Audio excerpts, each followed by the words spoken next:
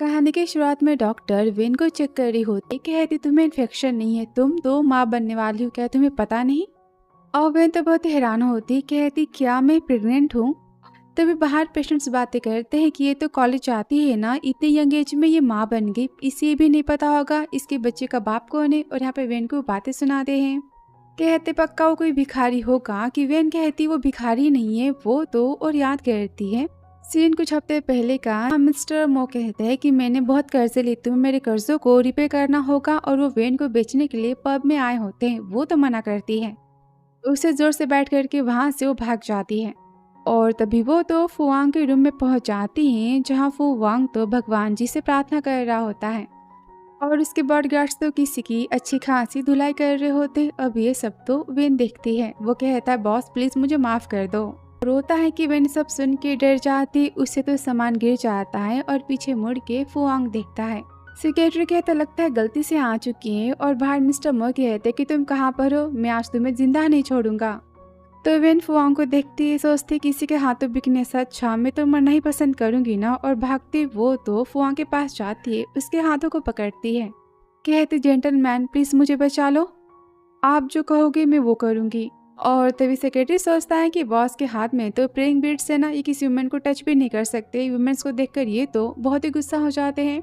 और मास्टर ने तो कहा था ना कि वुमेन्स के पास जाना यानी कि रूल्स को तोड़ना होगा। कि तभी फुआंग के सिर में काफी तेज दर्द होता है, उसकी प्रेइंग बीड्स तो नीचे गिर जाती है।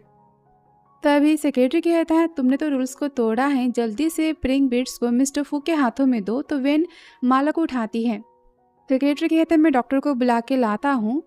और उसके जाती वेन कहती आपकी माला। कि वहाँ पर फुआंग पकड़ने जाता है कि माला टूट जाती है। और फुआंग यहाँ पर तो आउट ऑफ कंट्रोल हो जाता है और वो तो वेन को किस कहता है। यहाँ पर वेन भी खुद को रोक नहीं पाती, इनका प्यार तो चालू हो जाता है। और दोनों यहाँ पर तो नाइट स्पेंड करते हैं। फिर नेक्स्ट मॉर्निंग जहाँ पर वेन कहती है ये तो माला थी ना, उनकी प्रार्थना करने की। और यहाँ पर वो मोतियों को उठाती है कि तभी वहाँ फुआंग आ जाता है।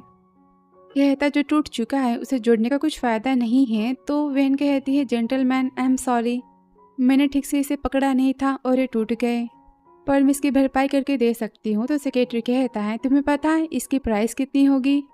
मॉन्क ने इसे पूरे 1 साल में बनाया था, इसमें के एक मोती तो 5 मिलियन के है और बाकी की प्राइस तुम समझ ही जाओ।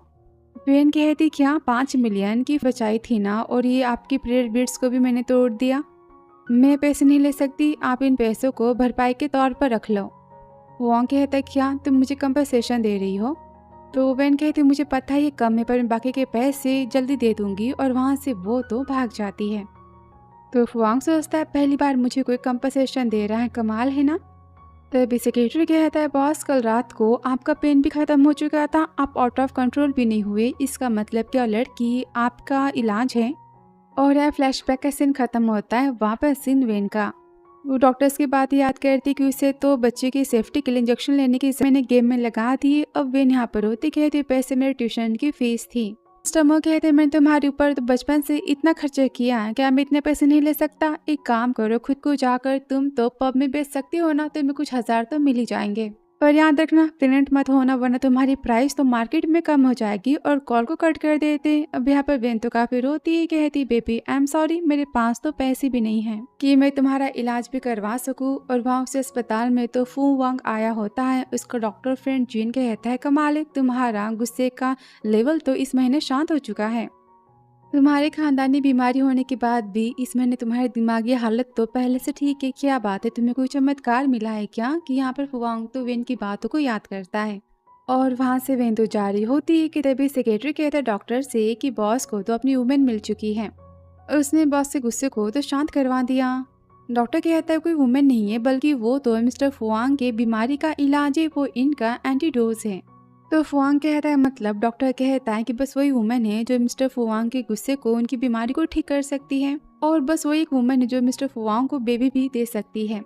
अब फुआंग को सारी बातें तो बकवास लगती, वो तो वहाँ से बाहर आ जाता है, जहाँ वो तो वेन को देखता है, सोचता है रैबिट यहाँ पर क्या कर रही है। अब रिपोर्ट्स को देखते हुए तो वेन जा रही होती कि तभी फुआंग उसके हाथों को पकड़ लेता है, उसको देखते हुए रिपोर्ट्स को तो छुपा लेती है। और फुआंग कहता है क्या तुम प्रेग्नेंट हो। तो वो सोचती है मिस्टर फुआंग तो कितने क्रूल पर्सन है ना, इन्हें पता चला कि मैं इनके बच्चे की माँ बनने वाली हूँ तो ये तो पक्का मुझसे बच्चा छीन ही लेंगे। और कहती नहीं तो। फुआंग कहता अच्छा तो फिर तुम इस गैकने डिपार्टमेंट में क्या कर रही हो। वो कहती मुझे इनरेगुलर पीरियड्स आए थे इसलिए मैं मेडिसिन लेने आई थी। फुआंग कहता बता तुम्हारे हाथों में क्या है। वो लेने चाहता है कि वेन को यहाँ पर तो उल्टियाँ होने लगती हैं। तो सेक्रेटरी कहता है बॉस पक्का ये माँ बनने वाली है। तो वेन कहते ऐसी बात नहीं है, मैंने मॉर्निंग में खाना नहीं खाया था ना तो शायद एसिडिटी हो चुकी है। तो फुआंग कहता तुम कितनी केयरलेस हो और वेन को गोद में उठा लेता है। वो कहती कहाँ जा रहे हैं। तो वो कहता है ऑफकोर्स खाना खाने जा रहे हैं। फिर आगे वो तो वेन को कार में बिठा देता है कि वेन सामने स्टॉल को देखती कहती मुझे ना वहाँ का खाना खाना है।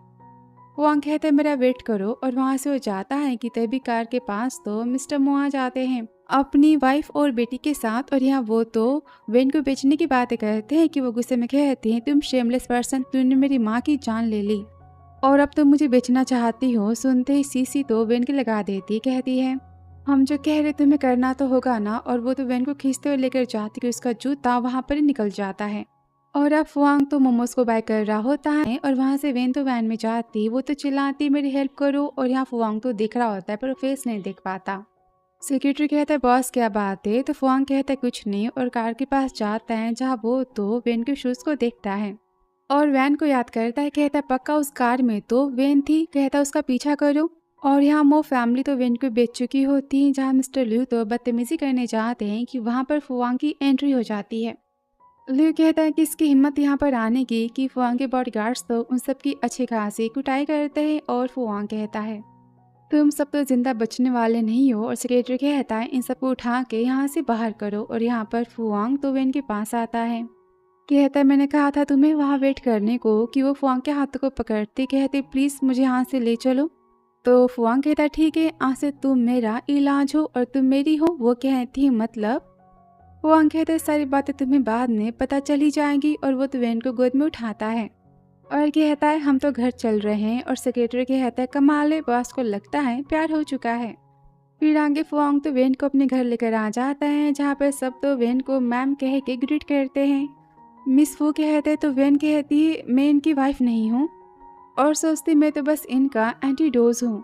तभी वोंगमा कहती पहली बार मिस्टर फुआंग किसी वुमेन को घर लेकर आए, पक्का आप इनकी होने वाली वाइफ हो तो हम आपको मिस फू तो कह के बुलाएंगे ना। वेन कहती है मिस्टर फुआंग। तो वो कहता है नाम में क्या रखा है, जो कह रहे उन्हें कहने दो। तभी वोंगमा कहती आपकी शर्ट तो बहुत ही खराब हो चुकी है, मैं इसे धो देती हूँ। उसे लेने जाती हैं कि तभी वहाँ पर वेन की तो रिपोर्ट्स गिर जाती हैं और रिपोर्ट्स पर तो फुआंग अपना पैर रख देता है, वो नोटिस नहीं करता।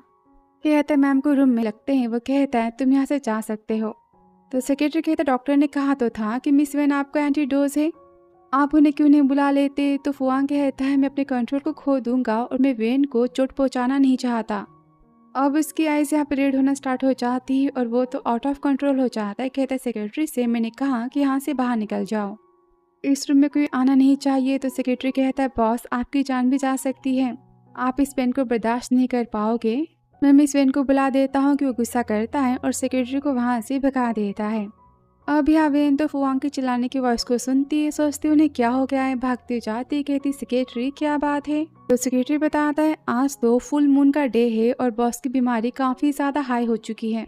जो बिट्स थे ना वही बस मिस्टर फुआंग के गुस्से को शांत कर सकते थे पर वो भी आपसे टूट चुका है। अभी बॉस तो बहुत ही ज़्यादा पेन में है और आप उनकी हेल्प कर सकती हो। तो वेन उस रात की बातें याद करती है जहाँ वेन तो फुआंग को रोकती कहती मिस्टर फुआंग जेंटली ये मेरा फर्स्ट टाइम है। तो फुआंग कहता है मेरा भी फर्स्ट टाइम है।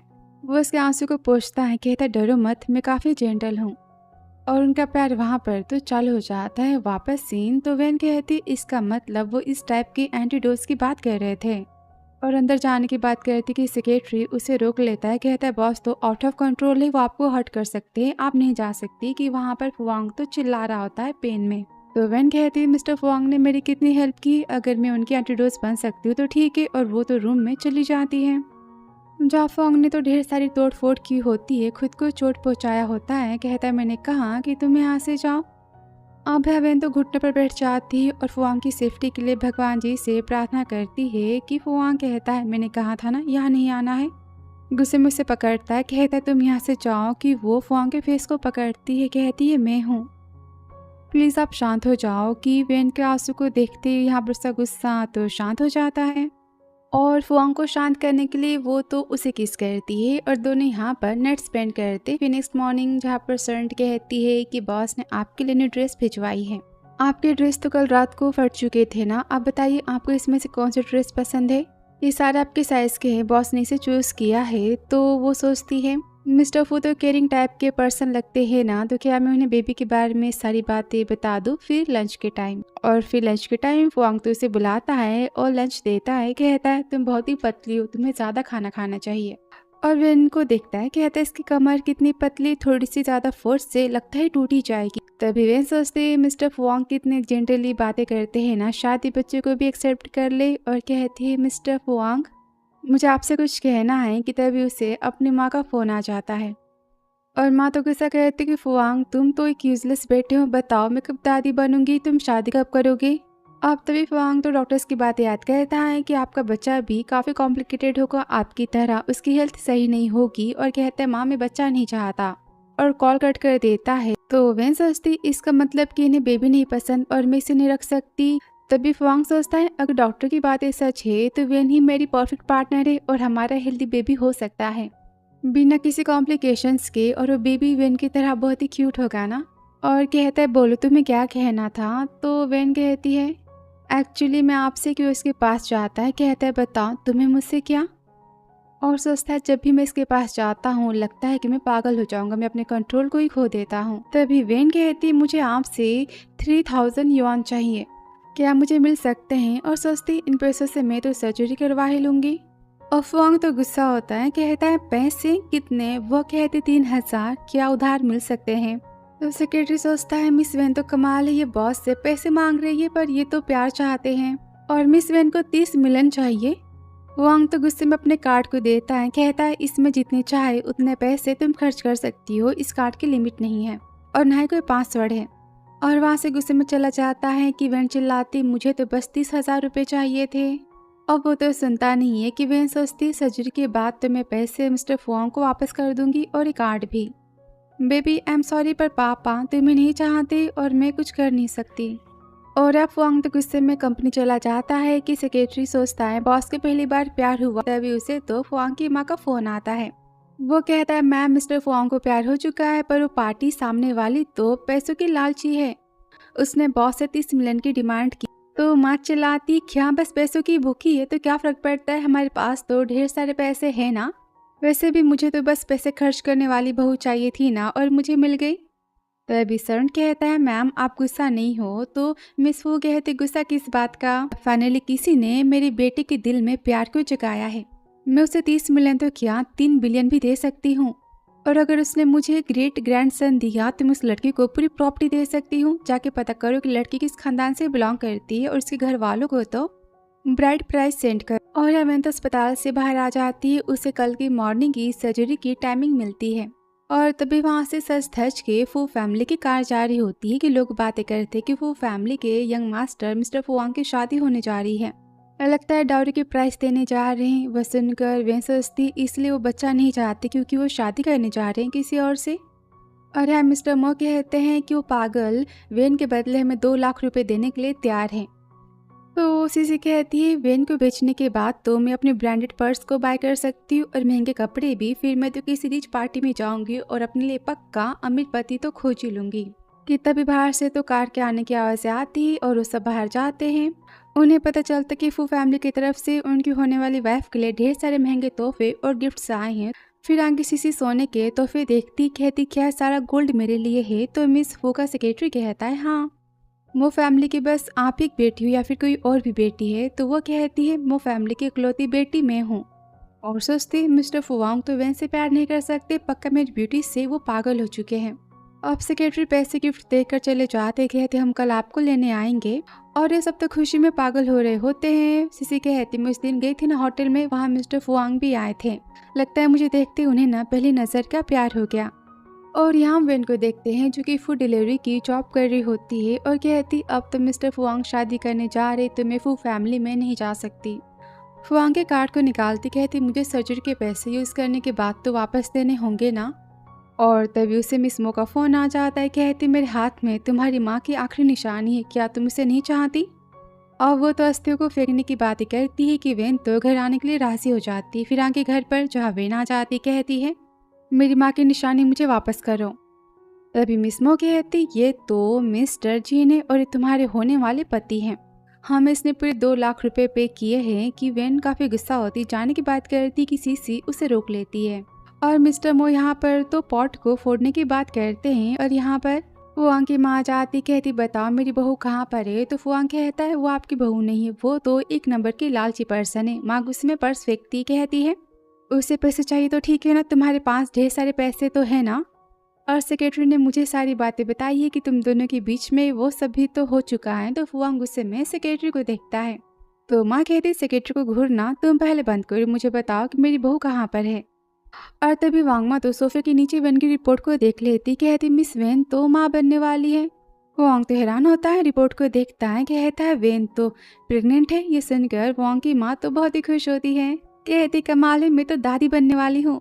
वांगमा भगवान जी ने तो मेरी सुन ली। और तभी फुआंग को तो वेन का फ़ोन आता है। कहती फुआंग प्लीज़ मुझे बचाओ। वो तो यहाँ पर काफ़ी रोती है। माँ कहती जो करना है करो, मुझे मेरी बहू किसी भी हाल में चाहिए। कि फुआंग कहता है सेक्रेटरी वेन के लोकेशन को ट्रैक करो। और यहाँ वेन से तो सीसी फ़ोन को छीन लेती है। कहती क्या तुम फुआंग को फ़ोन लगा रही थी? तुम उसे जानती हो? वेन गुस्से में कहती हाँ मैं मिस्टर फुआंग को जानती हूँ और मैं उनके बच्चे की माँ बनने वाली हूँ। उन्हें पता चला कि तुम सब मुझे परेशान कर रहे हो ना, तो वो तुम्हें जिंदा नहीं छोड़ेंगे। उन्हें यहाँ पर डराती है कि वो यहाँ पर तो हंसते हैं। सीसी तो वेन के लगा देती। कहती मिस्टर फुआंग का रिश्ता मेरे लिए आया था, उन्होंने मुझे 1 बिलियन की डावरी दी है, मुझसे शादी करना चाहते हैं। तो वेन सोचती इसका मतलब कि मिस्टर फुआंग की होने वाली वाइफ सीसी है। और यहाँ फुआंग चिल्लाते ड्राइवर कार को जल्दी चलाओ। और यहाँ पर सीसी कहती है वेन तुम्हारा होने वाला पति बस एक पागल ही बन सकता है। और वो सब बदतमीजी करने जाते हैं कि तभी वहाँ पर तो फुआंग की एंट्री हो जाती है। अब सीसी बहुत ही खुश होती कि आप मुझसे मिलने आए हो। तो सब तो वेन की शिकायतें करते कि कह रही थी कि आपके होने वाले बच्चे की माँ है, हम बस इसे सबक सिखा रहे थे।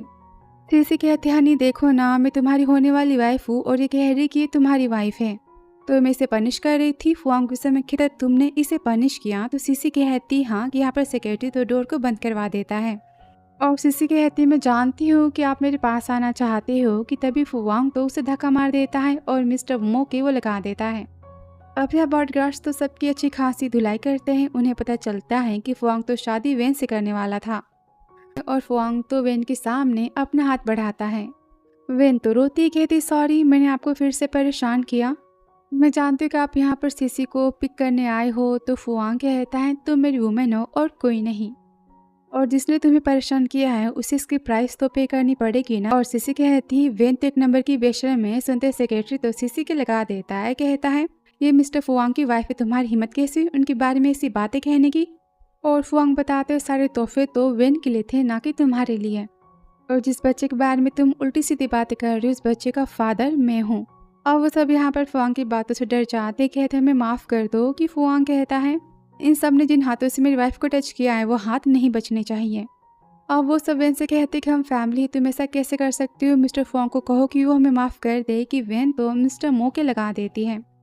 कहते आपने मेरी माँ की जान ली थी, मैं आपको अपना फादर नहीं मानती और न ही आपकी बाहर वाली को मैं अपनी फैमिली मानती हूँ। और ढेर सारी बातें सुनाती है। तो फुआंग सोचते हैं मेरी रैबिट तो बाइट करना भी जानती है।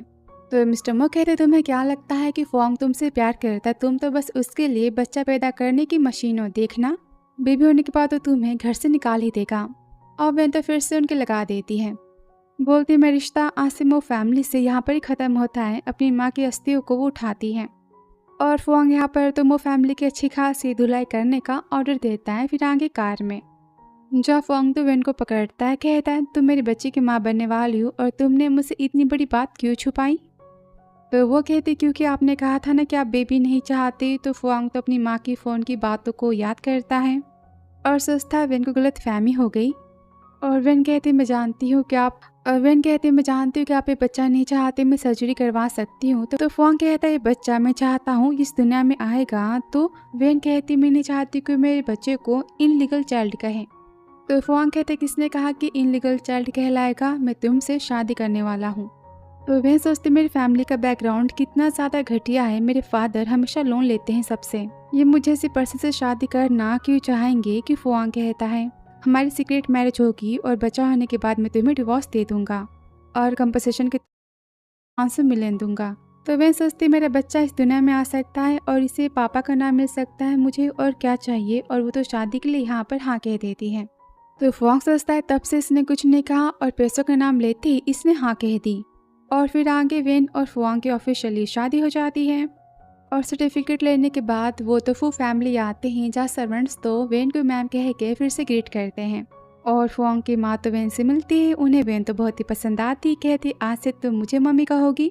और वो तो फुआंग को देखती है और कहती है माँ की फुआंग की माँ बहुत ही खुश होती, कहती है मेरी बहू के लिए गिफ्ट्स लेकर आऊँ। और यहाँ पे ढेर सारे तो हीरे के और मोतियों के हार होते हैं और महंगे सेट होते हैं कपड़ों के। और वेन तो मना करती कि माँ कहती सारी गलती मेरी कि मैंने गलत जगह पर ब्राइड प्राइस को सेंड किया था, प्लीज माफी के तौर पर तुम इसे ले लो। कि तभी वेन तो फुआंग को देखती है। फुआंग कहता है माँ तुम्हें प्यार से दे रही हो तो फिर तुम्हें इसे रखना तो चाहिए ना। तो वेन कहती है माँ थैंक यू। माँ तो बहुत ही खुश होती है और वेन और फुआंग की शादी की बहुत ही बड़ी पार्टी देने की बात करती है। तो वेन सोचती है शादी के बारे में पब्लिकली पता चला तो मिस्टर फुआंग तो गुस्सा हो जाएंगे ना, शादी सीक्रेट मैरिज है। और वो तो शादी की पार्टी रखने से मना करती, कहती मैं प्रेग्नेंट हूँ ना, मैं थक जाऊंगी, मैं शादी की पार्टी अभी नहीं चाहती। और फुआंग तो शादी की सेरेमनी करना चाहता था, वो तो यहाँ पर काफी गुस्सा होता है। वेन कहती आप कुछ कहिए ना। तो फुआंग कहता है जो करना है करो और वहाँ से गुस्से में चला जाता है। और सोचता है उसने शादी की पार्टी से मना किया तो मेरे दिल में इतना पेन क्यों हो रहा है, मैं क्यों बुरा फील कर रहा हूँ।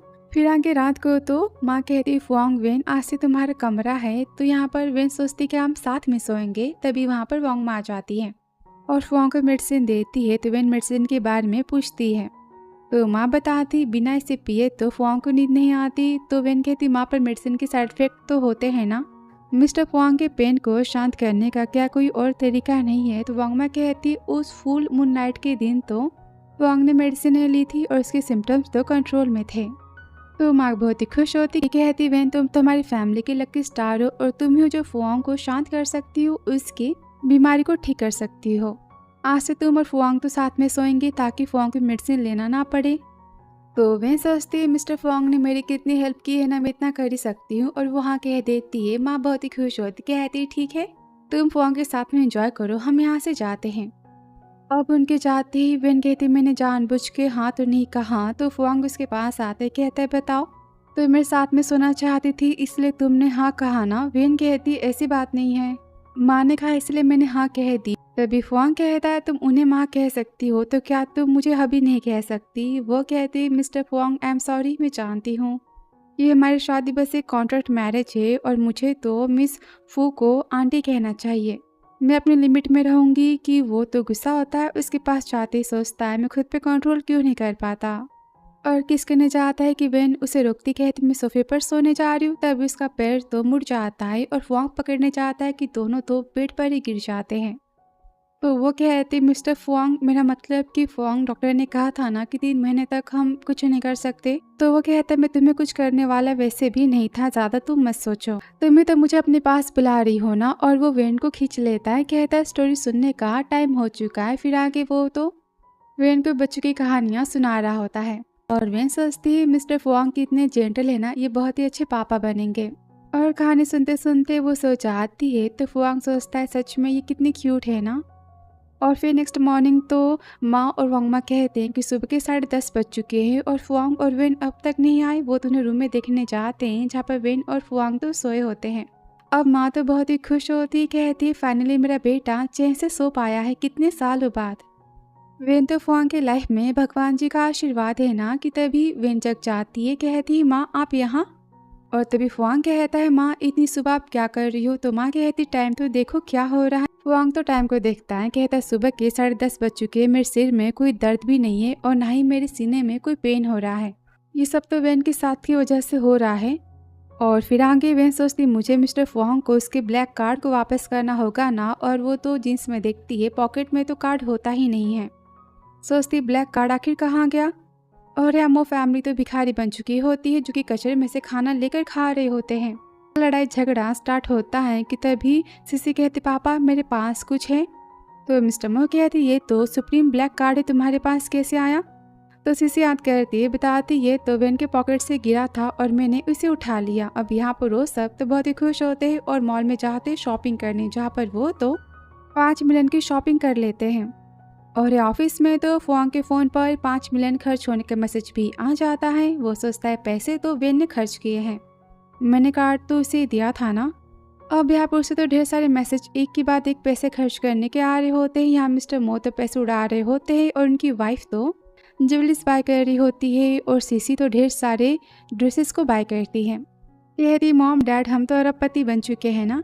और सेक्रेटरी कहता है बॉस मैम तो बहुत ही पैसे खर्च कर रही हैं। तो फुआंग कहता है क्या फ़र्क पड़ता है, उसे पैसे पसंद है, मैं जानता तो हो ही ना। और वेन तो होटल में आई होती है वेटर की जॉब के लिए, उसे जॉब यहाँ पर मिल जाती। फिर आगे वेन तो होटल में बर्तन धोने का, टेबल साफ करने का काम कर रही होती और यहाँ पर वो फैमिली पैसों को उड़ा रही होती और मैसेजेस तो फुआंग को जा रहे होते हैं। और फिर रात को फुआंग बहुत ही गुस्सा होता है। सेक्रेटरी कहता है बॉस मैम अब तक घर नहीं आई, क्या मैं उन्हें कॉल करके पूछूं आप उनका वेट कर रहे हो ना। तो फुआंग कहता है किसने कहा कि मैं वेन का वेट कर रहा हूँ। अब यहाँ वेन तो खिराती। फुआंग उसके पास गुस्से में जाता है और सोचता है कार्ड के पैसे खर्च कर करके वेन के हाथों में लगता है पेन हो रहा है। और कहता है बताओ तुमने सुबह से क्या किया है, तुम कहाँ गई थी। तो वेन सोचती मैंने इन्हें बताया कि मैं वेटर का काम कर रही हूँ तो ये पक्का गुस्सा करेंगे ना। और कहती है मैं तो शॉपिंग पर ही गई थी। तो फुआंग कहता है बताओ तुमने क्या बाय किया है। वेन कहती मैंने कुछ बाय नहीं किया, बस मैं घूम रही थी। और फुआंग तो गुस्सा हो जाता है, उसे पकड़ता है, कहता है वेन तुम मेरी वुमेन हो, तुम जितने चाहे उतने पैसे खर्च कर सकती हो पर तुम मुझसे झूठ नहीं कह सकती। वो कहते हैं आई एम सॉरी मैं काम पर गई थी। फुआंग कहता है जॉब। तो वेन कहती डोंट वरी मैं आपको एम्बैरेस नहीं करूँगी और किसी को भी पता नहीं चलेगा हमारे रिश्ते के बारे में। अब वो वेन को पकड़ता है, सोचता है तुमने 10 मिलियन खर्च कर दिए एक दिन में और तुम कह रही हो कि तुम मुझसे रिश्ता नहीं चाहती। कहता है झूठ मत बोलो। तो वेन कहती मैं झूठ क्यों कहूँगी, मैं सच में काम पर गई थी। तो फुआंग कहते मैंने सोचा था कि तुम इनोसेंट हो और प्योर हो पर तुम तो झूठी हो। कि तभी वहाँ पर फुआंग की माँ आ जाती है, कहती मैंने आज शॉपिंग की, चलो मैं तुम्हें दिखाती हूँ। और वेन को लेकर चली जाती है। फिर आगे होटल में तो वेन का प्रमोशन हो जाता है और वो वहाँ पर तो परमानेंट वेटर बन जाती। देखकर उसकी कलीग्स तो बहुत ही जेलस होती हैं। और तभी होटल में तो बॉस की एंट्री होती है जो कि फुआंग होता है। और फुआंग को देखकर वेन यहाँ पर काफ़ी डर जाती है और छुपने लगती है। और फुआंग तो वेन को देखता है, सोचता है अभी कौन से ट्रिक्स को प्ले कर रही है। आप सब यहाँ पर तो फुआंग के वेटर बनने के लिए लड़ाइयाँ कर रहे होते हैं। कि तभी वहाँ की कस्टमर कहती कोई मेरी हेल्प करो, मेरी बेटी को सनफ्लावर्स की सीड्स अटक चुके हैं। कि यहाँ पर वेन तो उस लड़की की हेल्प करती है, के गले से सनफ्लावर का सीड निकल जाता है। वो कहती थैंक यू सो मच मेरी बेटी को बचाने के लिए। अब ये सब तो फुआंग दिख रहा होता है और वेन जैसे उठती है उसे बेहोश होती है कि फुआंग उसे पकड़ लेता है। और वेन तो सैड हो जाती कि फुआंग कहता है नेक्स्ट टाइम किसी को बचाने से पहले खुद के बारे में भी सोच लो। तो वेन कहती मिस्टर फुआंग आई एम सॉरी और सोचती क्या मुझ पर गुस्सा है कि मैं यहाँ पर वेटर का जॉब करती हूँ।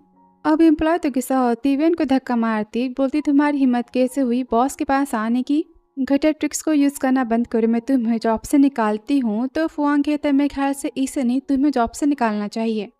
यहाँ के सारे वेटर्स ने तो प्रोफेशनल मेडिकल ट्रेनिंग को पास किया है ना, तो फिर उस लड़की की हेल्प बस वेन ने क्यों की, तुम सब क्या कर रहे थे। उन सबको वो तो डांटता है कि वहाँ पर मैनेजर आ जाता है और माफ़ी मांगता है, सबकी तनख्वाह को कट करने की बात करता है। और फुआंग से कहता है बॉस सेरेमनी स्टार्ट हो चुकी है, हम चले यहाँ से। तो फुआंग वेन को देखता है, कहता है सबको पनिशमेंट मिलनी चाहिए पर वेन को नहीं, इसकी सैलरी 10 गुना बढ़ा के दो, इसे बोनस मिलना चाहिए। अब एम्प्लॉय की जेलसी स्टार्ट हो जाती और वो तो वेन को परेशान करने जाती है। और यहाँ फुआंग तो ऑफिस में होता है और मैनेजर बताते कि वेन यहाँ की तो बहुत ही अच्छी स्टाफ है। और यहाँ पर वो वेन के काम करने के रिकॉर्ड को देखता है और सोचता है पर वेन तो शॉपिंग पर गई थी ना, वो यहाँ पर काम करने कब आई। और वेन से मिलने जाने की बात करता है। और यहाँ पर एम्प्लॉयज़ तो वेन को धक्का मारते हैं, कहते मैंने सुना है कि वेन तो माँ बनने वाली, ये तो वॉशरूम में वोमिटिंग भी कर रही थी ना। और वेन के बच्चों को उल्टी सीधी बातें करते कि वेन तो गुस्सा होती एम्प्लॉय की, वो तो लगा देती है, कहती मेरा बच्चा इनलीगल नहीं है। कि एम्प्लॉय मारने चाहती कि वहाँ पर फुआंग आ जाता है, उसे देखकर सब चुप हो जाती। और यह वेन गुस्से में कहती है एक और शब्द तुम सब ने कहा ना तो मैं तुम सब का वो हाल करूंगी कि तुमने कभी सोचा भी नहीं होगा, तुम सब होती कौन है मेरे बारे में उल्टी सीधी बातें करने वाली। अब ये सुनकर तो फुआंग सोचता है मानना पड़ेगा वेन अब तो ब्रेव हो चुकी है।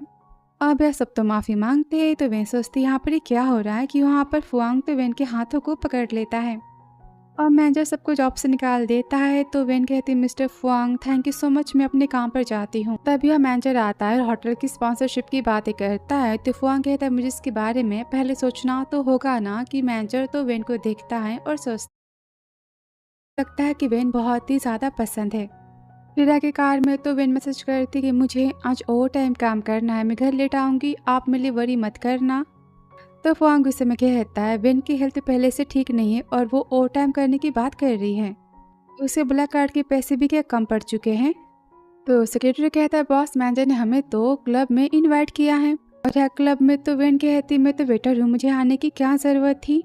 तो मैनेजर कहता है तुम्हें बहुत बड़ा काम तो नहीं करना, तुम्हें बस हमारे क्लाइंट को खुश करना है। कि तभी वहाँ पर फुआंग आता है। अब वो तो हैरान हो जाती है। अब सेक्रेटरी तो शॉक हो जाता है, कहता है मैम तो होटल में ओवर टाइम कर रही थी, तो फिर ये यहाँ पर क्या कर रही है और ये कपड़े कितने शॉर्ट है, बॉस पक्का बहुत ही गुस्सा करेंगे। और मैनेजर कहता है वैसे तुम्हें पैसे चाहिए ना, तुम बॉस को हैप्पी करो, तुम्हें पैसे मिल जाएंगे। और फुआंग तो गुस्सा आता है, सोचता है वेन पैसों के लिए ऐसी जगह पे भी आ सकती है। और मैनेजर कहता है बॉस मिस वेन तो आपके पर्सनल सर्विस देना चाहती है। फुआंग कहता है क्या पर्सनल सर्विस। मैनेजर कहता है हाँ, अब जो चाहे इसे प्राइवेटली करवा सकते हो, पैसों के लिए कुछ भी कर सकती है। और वेन को वाइन देता है, कहता है इसे पी लो वरना बॉस तुम पर बहुत ही गुस्सा करेंगे। कि वो सोचती है मैंने गुस्सा दिला तो नहीं सकती ना, और ड्रिंक करने चाहती कि उसे यहाँ पर तो मीटिंग होती है, वहाँ से वो तो वॉशरूम चली जाती। और मैनेजर कहता है बॉस आई एम सॉरी, मैं उसे लेकर आता हूँ। कि सेक्रेटरी तो उसे धक्का मारता है। फुआंग कहता है कि सारी वाइन्स को तुम खत्म करोगे। तो मैनेजर कहता है बॉस मैंने क्या गलती की। फुआंग कहता है तुम जानते हो वो कौन है। वो कहता है हाँ वेटर है। सेक्रेटरी मैनेजर के लगा देता है, कहता है वो मिस्टर फुआंग की वाइफ है, तो तुम्हारी हिम्मत कैसे उसे यहाँ पर लाने की। अब वो तो माफ़ी मांगता है। तो फुआंग कहता है सेक्रेटरी याद रहे ये जिंदा बस बचना चाहिए। और यहाँ वॉशरूम के बाहर तो फुआंग वेट कर रहा होता है, कहता है तुम तो होटल में ओवर टाइम कर रही थी ना। तो वेन कहती हाँ मैं घर आने वाली थी। कि तभी फुआंग कहता है अगर मैं आज यहाँ नहीं आता तो तुम क्या करती बताओ, तुम किसी और के साथ में ड्रिंक करती, पैसों के लिए तुम क्या क्या कर सकती हो। वेन कहती ऐसी बात नहीं है। तो फुआंग कहता है तुम मेरे बच्चे की माँ बनने वाली हो, तुम्हें जितने चाहिए उतने पैसे मैं तुम्हें दे सकता हूँ, तो फिर तुम्हें नाटक क्यों करती हो। वेन कहती मुझे नहीं पता आप कैसी बात कर रही हो। वो गुस्से में पकड़ता है, कहता है तुम नाटक करने में सच में बहुत ही अच्छी हो, पैसों के लिए तुम किसी भी हद तक जा सकती हो ना। वेन कहता आप मेरे बारे में क्या सोचते हो। फुआंग कहता यही कि तुम पैसों के लिए तो अब मैं भी काम कर सकती हूँ, बताओ तुम यहाँ पर क्या करने आई थी, क्लाइंट को खुश करने। की वेन गुस्सा आती, कहती हाँ मैं पैसों की भूखी तो हूँ ना, और मुझे दिखावा करना बहुत ही पसंद, और वैसे भी बेबी होने के बाद तो डिवोर्स होने वाला है ही ना, तो मैं क्या करती हूँ क्या नहीं करती, इससे आपको क्या करना है। और गुस्से में चली जाती है। तो फुआंग सोचता है इसकी हिम्मत कैसे हुई मुझसे डिवोर्स की बातें करने की। और फिर घर पर वो तो वेन का वेट कर रहा होता है। वेन के आते कहता है कहानी सुनाने का टाइम हो चुका है। और वेन तो पिलो खींचती है। वो कहता तुम कहाँ जा रही हो। तो वेन कहती है मैं नाटक करती हूँ ना, मैं नौटंकी बाज हूँ, तो मैं गेस्ट रूम में सोने जा रही हूँ। तो फुआंग कहता है पता है ना पेरेंट्स के साथ में रहना बच्चों के ऊपर कितना अच्छा असर करता है। तो वेन कहती है मिस्टर फुआंग आपके मेरे बीच में कोई फीलिंग्स तो है ही नहीं ना, तो क्या फ़र्क पड़ता है। वहाँ से गुस्से में चली जाती है। और फुआंग यहाँ पर तो बहुत ही गुस्सा होता है कि वेन उससे दूर चली गई। फिर सुबह वो तो वेन के नाश्ते पर वेट कर रहा होता है। तभी वांगमा गुस्से में कहती कि कल रात को मिस वेन तो अलग रूम में सोई थी ना, वो नाश्ता करने भी नहीं आई, आप यहाँ से जाओ। तो वो कहता है मैं कहाँ जाऊँ। वो कहती कंपनी जाऊँ, आपने मैम को गुस्सा दिलाया है। तो फुआंग सोचता है कमाल है, वो तो चला जाता है। कि तभी यहाँ पर वेन आती, वांगमा बताती है कि फुआंग ना आपसे बहुत ही प्यार करते, देखो उसने सारी खाने की चीज़ें आपकी पसंद की बनवाई है, उन्हें आपकी बहुत ही फिक्र है। तो वेन सोचती है उन्हें मेरी नहीं मेरी बच्ची की फिक्र है। तभी वांगमा कहती है मिस्टर फुआंग ने कहा कि आप काम पर नहीं जा सकती। तो वेन सोचती मैंने उनके ब्लैक कार्ड को भी गुम कर दिया, मुझे उन्हें कंपनसेशन देना तो होगा ना, मुझे जॉब करनी होगी। और वो बहाना करती कि मुझे तो बस गार्डन में घूमने जाना है।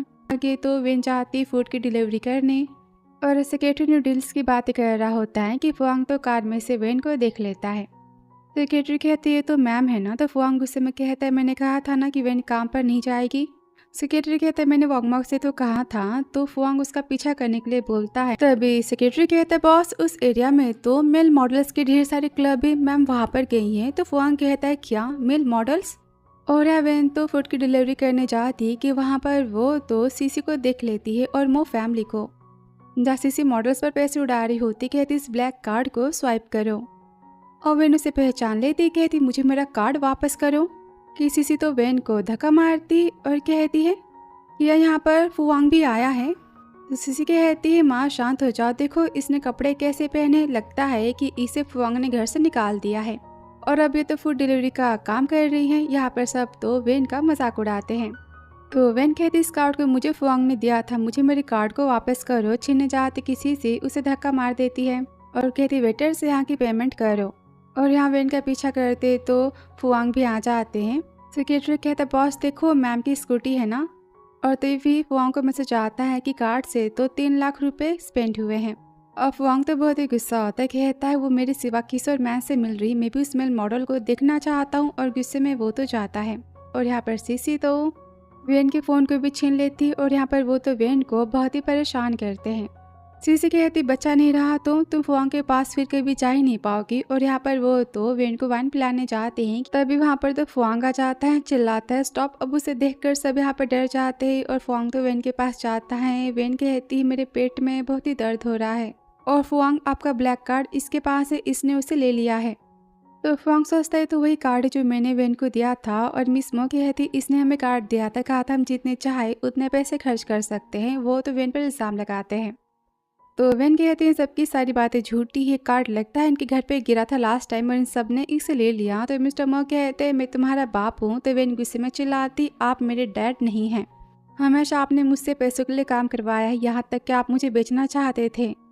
मेरे पैसे सारे आपने तो खर्च कर ही दिए, पर मैं आपको फुआंग के पैसे खर्च करने नहीं दूंगी। तो फुआंग सोचता है वेन हमेशा मेरे बारे में कितना सोचती है और मैंने वेन के बारे में कितना गलत सोचा। ये सारे पैसे तो इन सब ने खर्च किए थे। कि मिस मो गुस्से में कहती देखना बच्चा होने के बाद तो फुआंग तुम्हें घर से धक्के मार के निकाल देगा। कि वेन सोचती है इनकी बातें सही तो है ना, बेबी होने के बाद तो मेरा और फुआंग का डिवोर्स होने वाला है। और यहाँ पर वो तो बेहोश होने जाती है कि फुआंग उसे पकड़ लेता है और कहता है कान खोल के सुन लो, मेरी पूरी लाइफ में बस वेन मेरी वाइफ बन सकती है और कोई नहीं। फ्यूचर या पास्ट बस यही मेरी वुमेन है। और सेक्रेटरी आज के बाद ये तीनों इस सिटी में दिखने नहीं चाहिए। अब सबके यहाँ पर फिर से धुलाई हो जाती है और रूम के बाहर तो वेन कहती आपके सारे पैसे उन सब ने खर्च कर दिए ना, मैं उसे वापस कर दूंगी। और यहाँ वो बेहोश हो जाती। फिर आगे घर पर जहाँ पर फुआंग तो वेन के हाथों को पकड़े होता है। डॉक्टर बताते हैं कि बेबी और मिस वेन तो ठीक है। वैसे मिस वेन की तो फिजिकल हालत बहुत ही वीक है, लगता है इन्होंने खाना ठीक से टाइम पर खाया नहीं है। और तो फुआंग कहता है और क्या, डॉक्टर कहते हैं लगता है मिस वेन किसी बात को लेकर बहुत ही परेशान थी, उन्हें ज़्यादा मेंटली प्रेशर झेलना पड़ा है और ये बातें शायद आपसे जुड़ी हो सकती है। अभी सुनती माँ तो बहुत ही गुस्सा होती फुआंग को, वो तो ढेर सारी बातें सुनाती है। बोलती तुम कैसे पति, तुमने अपनी वाइफ की हालत कैसे कर दी, तुम्हें इसकी केयर करनी चाहिए थी ना। अब मिस वांग माँ तो फुआंग की माँ को शांत करवाती हैं। तभी फुआंग तो वेन की बातों को याद करता है कि मैं आपको सारे पैसे लौटा दूंगी और सोचता है इसका मतलब कि वेन मुझे पैसे रीपे करने के लिए काम कर रही थी और मैंने इसे कितना गलत समझा। उसे पता था कि ब्लैक कार्ड खो चुका है, इसलिए वो मुझसे चोरी छुपे काम करने जा रही थी।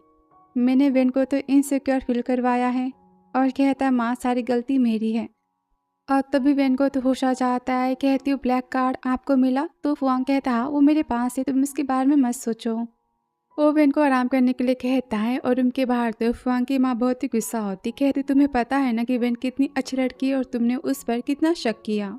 तो फुआंग कहता है माँ मुझे अपनी गलतियों का एहसास है, आप ही बताओ कि मैं आखिर वेन को कैसे मनाऊँ। तो माँ कहती है ढेर सारे महंगे तोहफे बाय कर फिर नेक्स्ट डे तो फुआंग वेन के लिए डायमंड्स के सेट को बाय करता है। और सेक्रेटरी कहता है मैम इसे बॉस ने आपके लिए चूज़ किया है और ये सारे महंगे कपड़े भी आपके लिए है। तो फुआंग सोचता है पक्का वेन बहुत ही खुश होगी। और वेन कहती है क्या हम इसे रिफंड कर सकते हैं। तो फुआंग कहता है क्यों। वेन कहती क्योंकि ब्लैक कार्ड में से पहले से सीसी ने बहुत सारे पैसे खर्च कर दिए और फिर इतने महंगे तोहफे मैं नहीं ले सकती। फुआंग कहता है मुझे उन बातों से कोई फ़र्क नहीं पड़ता। वेन कहती पर मुझे फ़र्क पड़ता तो है ना, हमारा डिवोर्स होने के बाद मैं कोई एहसान आपका नहीं चाहती। तो वो सोचता है इसने फिर से डिवोर्स की बातें की और सेक्रेटरी से कहता है मैम को नहीं चाहिए तो ठीक है, सारे गिफ्ट्स को फेंक दो। और वेन सोचती गुस्सा क्यों हो गई, मैं तो बस इनके पैसों को बचा रही थी ना। और फिर ऑफिस में तो वेन बस डॉक्टर्स की बातों को याद करता है। सोचता है मैंने वेन पर शक करके उसके मेरे बीच में काफ़ी दूरियां ला दी हैं। तब यहाँ पर सेक्रेटरी आता है और पूछता है वेन मेरे गिफ्ट्स को क्यों नहीं ले रही। तो सेक्रेटरी कहता है लगता है कि मिस वेन आपको अपना हस्बैंड नहीं मानती, क्योंकि वाइफ बस अपने हस्बैंड से गिफ्ट ले सकती है। तो फोंग कहता है ऐसे कैसे, मेरी और वेन की शादी हो चुकी है ना, मैं इसका पति हूँ। तो सेक्रेटरी कहता है बॉस आप ध्यान से याद करो कि आपने शादी के दिन मैम को क्या कहा था। तो वो याद करता है कि बेबी होने के बाद मैं और तुम डिवोर्स ले लेंगे और मैं तुम्हें। और वापस इन सेक्रेटरी कहता है आपने मैम को पहले कहा था डिवोर्स के बारे में, आपने उन्हें कभी वाइफ की तरह ट्रीट नहीं किया, इसलिए वो आपको अपना पति नहीं मानती। सिंपल सी बात है। मैम की जगह अगर मैं भी होता तो मैं भी आपसे गिफ्ट नहीं लेता। आफ्टर ऑल आपने कैसी बातें सुनाई थी उन्हें। तो फुआंग कहता है निकलो यहाँ से, और सोचता है डिवोर्स में तो नहीं दे सकता वेन को किसी भी कीमत में, और सोचता है अब यही मेरी हेल्प कर सकती है। और फिर कॉल करता है तिंग को। तिंग बहुत ही खुश होती, कहती क्या तुम्हारी वाइफ भी है, यानी कि मुझे भाभी मिल चुकी है। तो फुआंग कहता है दी पर वेन मुझे डिवोर्स देना चाहती है। तो तिंग कहती कोई बात नहीं, मैं तुम्हारी हेल्प करने आ रही हूँ ना, मैं सारी बातें शॉर्ट आउट कर दूंगी।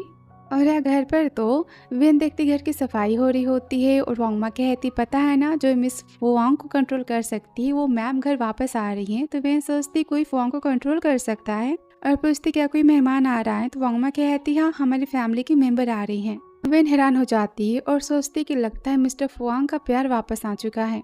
और आगे फुआंग तो कॉल पे कहता है डोंट वरी मैं तुम्हें लेने आ रहा हूँ, ठीक है तुम जो कहोगी ना मैं वही करूँगा। तो वेन सोचती है मिस्टर फुआंग इतनी प्यार से बातें कर रहे हैं, पक्का लड़की उनकी तो स्वीटहार्ट है ना, बहुत ही ज़्यादा चहेती। तभी वो वेन को देखता है और साथ में एयरपोर्ट जाने की वो बात करता है।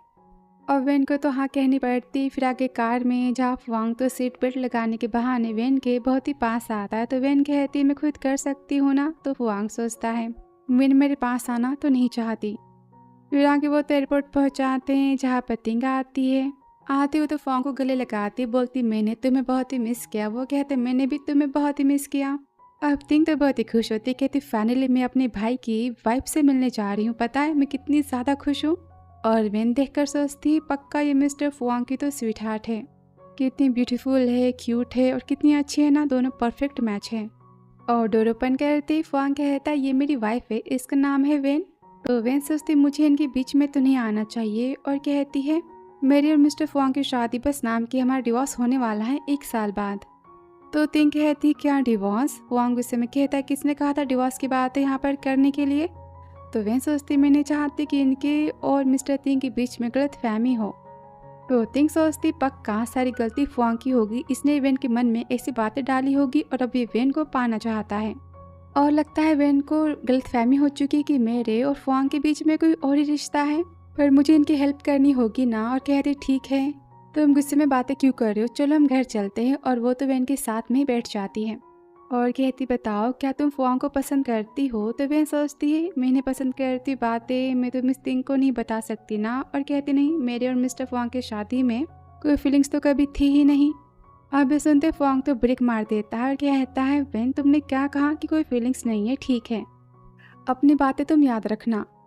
और फिर घर आते ही वेन तो चली जाती है। तभी फुआंग कहता है दी आपने देखा ना कि वेन कितनी हार्टलेस है, वो हमेशा मुझसे डिवोर्स की बातें करती है, मुझे पसंद नहीं करती। तो तिंग उससे धक्का मारती, कहती तुम हार्टलेस हो वो नहीं, ये कॉन्ट्रैक्ट मैरिज की बातें तुमने की थी ना वेन से, फिर बताओ तुम वेन को पाना क्यों चाहती हो। वो कहता है मैं जानता पर मुझे अपनी बातों का पछतावा तो है ना, मैं उसे डिवोर्स नहीं चाहता और उस टाइम वेन मुझे नहीं चाहती थी, इसलिए मैंने वैसी बातें की थी ताकि वो मेरे पास रहे और सोचा बाद में उससे मुझसे प्यार तो हो जाएगा ना, पर ऐसा कुछ नहीं हुआ। तो तिंग कहती कमाल है वेन ने तुम्हें रिजेक्ट कर दिया, वो तो बहुत ही ज्यादा डेयरिंग वाली पर्सन है। और फिर घर पर आती माँ तो तिंग को देखकर बहुत ही खुश होती और यहाँ पर तिंग तो फुआंग को खाना बनाने के लिए कहती है और वो जानबूझ के वेन को जेलस करने के लिए प्यार भरी बातें करती फुआंग से कि मैं तुम्हारे हाथ से ही खाना खाऊंगी। तो फुआंग कहता ठीक है तुम जैसा कहो। अब सुनते वेन तो गुस्से में चली जाती है और तिंग सोचती पक्का अब दोनों के बीच में प्यार स्टार्ट होने वाला तो है ना। और यहाँ वेन सोचती जब मिस्टर फुआंग का प्यार वापस आ चुका है तो मैं इस घर में रह के भी क्या करूँगी। और वो तो अपने सामान को पैक करके जाती है कि वहाँ पर फुआंग तो खाना लेकर आ रहा होता है। वो बैग को रोक लेता है, वो कहती मैं घर से जा रही हूँ। तो फुआंग कहता है ऐसे कैसे। वेन कहते डोंट वरी मैं आपको बेबी सेफली दे दूंगी। अब फुआंग तो गुस्सा होता है, वेन को पकड़ लेता है, कहता है क्या तुम पागल हो चुकी हो, कैसी बातें कर रही हो। तो वेन कहती पागल मैं नहीं, पागल तो आप हो। आप अपने स्वीट हार्ट को घर लेकर आ चुके हो, आप उसके साथ में रहना चाहते हो और आप मुझे भी अपने साथ में रखना चाहते हो। पर मैं सब तो नहीं देख सकती ना, मुझे पता है कि शादी बस एक कॉन्ट्रैक्ट मैरिज है, पर मैं फीलिंग्स तो नहीं छुपा सकती। मैं जेलस होना नहीं चाहती कि वांग उसे रोक लेता है, कहता है तुम जेलस हो। वेन गुस्से में कहती हाँ, मुझे पता है कि मुझे अपनी फीलिंग्स को नहीं दिखाना और मुझे हक नहीं जेलस होने का। तभी वांग तो वेन को किस करता है। अब तिंग ये सब देखकर बहुत ही खुश होती, कहती फाइनली सब कुछ ठीक हो चुका है। और वेन तो रोती वांग को धक्का मारती, बोलती आप क्या चाहते हो। तभी तिंग कहती हेलो कि वेन कहती इन्होंने हमें देख लिया साथ में, कि वांग कहता है तिंग मेरी बड़ी बहन है, वो मेरी दीदी है। तो वेन कहती क्या ये दी है।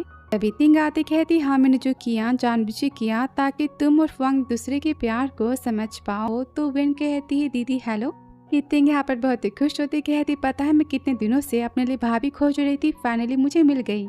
और गिफ्ट के नाम पर उसे तो अपने सारे कार्ड्स देती है। और वेन तो मना करती है कि वांग कहते दी बहुत ही प्यार से दे रही है, तुम्हें इसे लेना तो होगा ना, और आज से हम तो फैमिली है। तो वेन सोचती क्या मैं इनकी फैमिली मेंबर बनने के काबिल हूँ। कि तिंग सोचती लगता है वेन परेशान है और वेन से वो अकेले में बात करने के लिए कहती। फिर आगे रूम में जहाँ तिंग पूछती बताओ तुम वांग से प्यार क्यों नहीं कर सकती। तो वेन कहती ऐसी बात नहीं, मुझे लगता है कि मैं बस वांग के काबिल तो नहीं हूँ, हम साथ नहीं रह सकते। आप ही देखिए ना कि वो कितने हाई सोसाइटी के पर्सन है और मैं लो क्लास की, वो आसमान है और मैं ज़मीन, और क्या हमारे बीच में प्यार का भी हो सकता है।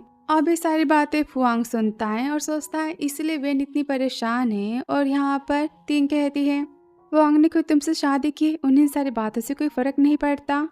तो वेन कहती दी पर मुझे फ़र्क पड़ता तो है ना, मैं नहीं चाहती कि सब मिस्टर फुआंग का मजाक उड़ाए कि मैं कितनी लो फैमिली बैकग्राउंड से बिलोंग करती हूँ।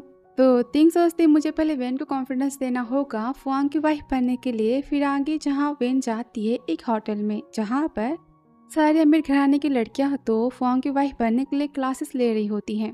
और तिंग जानबूझ के वहाँ पर वेन को भेज देती है, जहाँ पर वेन तो फुआंग की पसंद और नापसंद बताती है। अब ये सुनकर तो सुमी बहुत ही गुस्सा होती है, कहती फुआंग की पसंद और नापसंद जानने का हक तो बस मुझे, तुम होती कौन हो उसकी पसंद और नापसंद बताने वाली। और सब तो वेन को लो क्लास कहते हैं। और यहाँ पर फुआंग कहता है दी आपने वेन को इसी जगह पर क्यों भेजा। तो तिंग कहती इसलिए क्योंकि मैं बताना चाहती वेन को कि वो तुम्हारे काबिल है, वो देखना सबके वहाँ पर 12 बजा देगी। तो फुआंग कहता है दी आप नहीं जानती कि वेन कितनी सॉफ्ट हार्ट की, और लड़कियाँ पता नहीं वेन के साथ में क्या करेंगी, वो उन्हें हैंडल नहीं कर पाएगी। और होटल जाने की वो बातें करता है। और होटल में सुमी पूछती बताओ तुम कौन हो। तो वेन तिंग की बात याद करती है कि वेन तुम तो फुआंग की लीगली वाइफ हो ना, और तुम ऐसे कैसे फुआंग को किसी भी लड़की को दे सकती हो, अपनी शादी को एक चांस तुम दे ही सकती हो ना। और कहती है मैं तो मिस्टर फुआंग की वाइफ हूँ। अब इन सबको भरोसा नहीं होता और कहते हम सब में से बस कोई एक ही पर्सन जो मिस्टर फुआंग की वाइफ बन सकते हैं, और हम तो रिच फैमिली से बिलोंग करते हैं। और वेन की फैमिली बैकग्राउंड को लेकर ढेर सारी बातें सुनाते हैं। तो वेन कहती है माँ तो मैं गरीब हूँ पर मैं भी तो ह्यूमन हूँ ना, और सबको प्यार पाने का हक है, और मैं मिस्टर फुआंग से प्यार करती हूँ, वो मेरे पति है और वो मेरे मैन है। अब ये बातें तो फुआंग सुनता है और सोचता है फाइनली उसने कहा कि मैं उसका मैन हूँ। अब सुमी यहाँ पर बहुत ही गुस्सा होती, कहती हिम्मत कैसी हुई मेरे मैन को अपना कहने की, हाथ उठाने चाहती कि वहाँ पर फुआंग चिल्लाता है स्टॉप, हिम्मत मत करना मेरी वाइफ को टच करने की। अब वहाँ पर सब तो डर जाते हैं। और सुमी तो फुआंग के हाथों को पकड़ती, कहती मैं तुम्हारे इसे सबक सिखा रही थी, इसने कहा कि ये तुम्हारी वाइफ है। कि वेन तो सुमी के हाथों को हटा देती है और कहती हबी आप आ गए। अब ये सुनकर तिंग बहुत ही खुश होती है, सोचती है वेन ने अपना हक पाना फाइनली सीख लिया। और फुआंग तो खुश होता है, कहता है बोलो तुमने मुझे अभी क्या कहा। तो वहाँ की लड़कियाँ कहती हैं ये आपको हबी कह रही है, इसकी औकात तो नौकरानी बनने की भी नहीं है। तो वेन कहती है हबी देखो ने सब मुझे परेशान कर रहे हैं। यहाँ पर काफ़ी क्यूट बनती है। तो फुआंग वेन को पकड़ता है, कहता है तुम्हारे पति तुम्हारे साथ है। और यहाँ पर लड़की वेन की इंसल्ट करती कि तिंग तो उसके लगा देती है, कहती मेरी भाभी ज़बान संभाल के बात करो। अब सुमी यहाँ पर काफ़ी जेलस होती, कहती फुआंग सब जानते कि मैं तुमसे प्यार करती हूँ और मैं तुम्हारी होने वाली वाइफ हूँ। तो फुआंग कहता है किसने कहा, मैं तुम्हें पहले मना किया था ना कि मैं तुमसे प्यार नहीं करता। वो सुमी की इंसल्ट कर देता है और वहाँ से वेन को लेकर वो चला जाता है। फिर आगे घर पे जहाँ फुआंग तो वेन को खाना सर्व करता है और कहता है बताओ तुमने बाहर मुझे क्या कहा था। तो वेन कहती हबी। और फुआंग तो बहुत ही खुश होता है और माँ कहती फाइनली मेरे बेटे को उसका प्यार मिल गया। तभी तीन कहती माँ पता है आज तो भाभी सोशल इवेंट की क्लास में गई थी जहाँ पर उन्होंने सबके तो 12 बजा दिए। और सब तो सुमी का मजाक उड़ाते हैं कि तभी वेन तो फुआंग को देखती है और सोचती है तिंग दी ने सही कहा था कि मिस्टर फुआंग तो मेरे मैन है ना, और मेरा पति मैं किसी और को कैसे दे सकती हूँ। फिर आगे वेन तो फुआंग को गिफ्ट देने के बारे में सोचते, उसके हाथों में तो फुआंग की टूटी हुई माला होती, सोचते मैं इसे बना दूंगी। और वो तो मंदिर जाती है जहाँ मंदिर के बाहर तो सुमी के फादर मिस्टर शू होते हैं और कहते भगवान जी प्लीज मुझे मेरी खोई हुई बेटी वापस दिला दो। तभी वो तो सामने से वेन को जाता होते, हार्ट पेन स्टार्ट हो जाता है कि वेन उनके पास जाती और यहाँ पर वो तो उनकी हेल्प करती है होश मिलाने में। तो मिस्टर शू सोचते वाइफी ये हमारी बेटी है, और वेन कहती इनकी हालत तो भी ठीक है, आप इन्हें अस्पताल लेकर जा सकते हैं। अब बॉडीगार्ड्स तो मिस्टर शू को लेकर चले जाते हैं और वेन तो मंदिर में जाती। फिर घर पे फुआंग कहता है वेन कहाँ पर है, सेक्रेटरी कहता है मैम बस आ रही है, कुछ मिनट की बात है। और तभी वहाँ पर तो वेन आती है, वो कहता है तुमने ये अपना हाल क्या बना रखा है। वो कहती देखो मैं आपके लिए आपकी माला लाने गई थी, पंडित जी ने इसे ठीक कर दिया।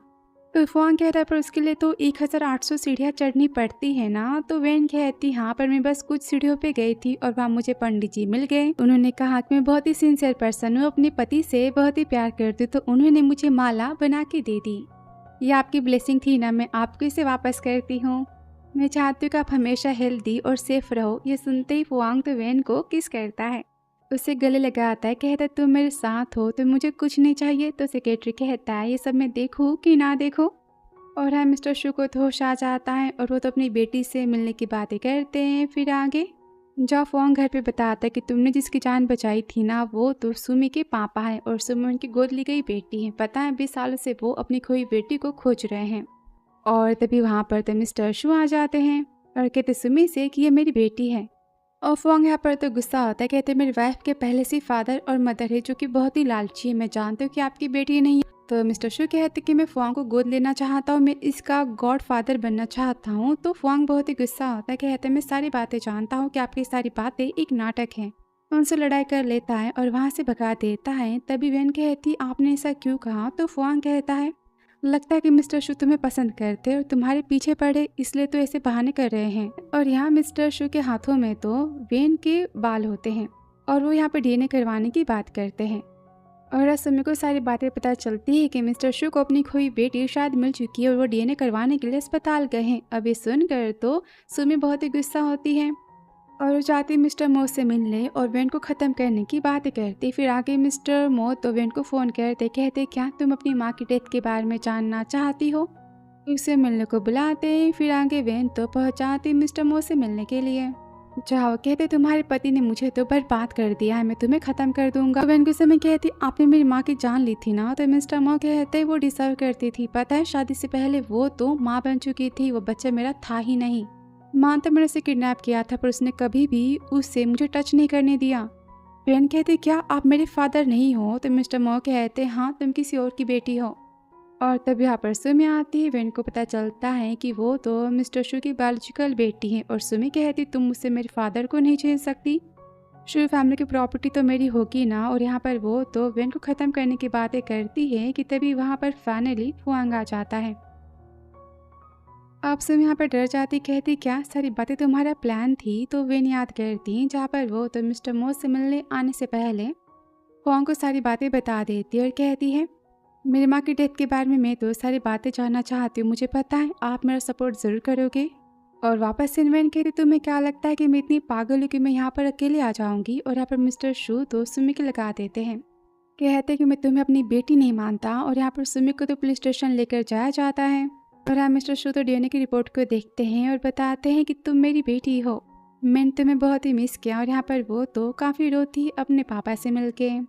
और मिस्टर मो यहाँ पर माफ़ी मांगते हैं। तो फुआंग कहता है वेन की माँ की डेथ की वजह तुम हो, तुमने उन्हें इतना परेशान किया कि उनकी डेथ हो गई, तो तुम इतनी आसानी से मर तो नहीं सकते ना। कहते सेक्रेटरी से इसे म्यांमार सेंड कर दो, अब तुम देखना ना तुम जी पाओगे और ना तुम मर पाओगे।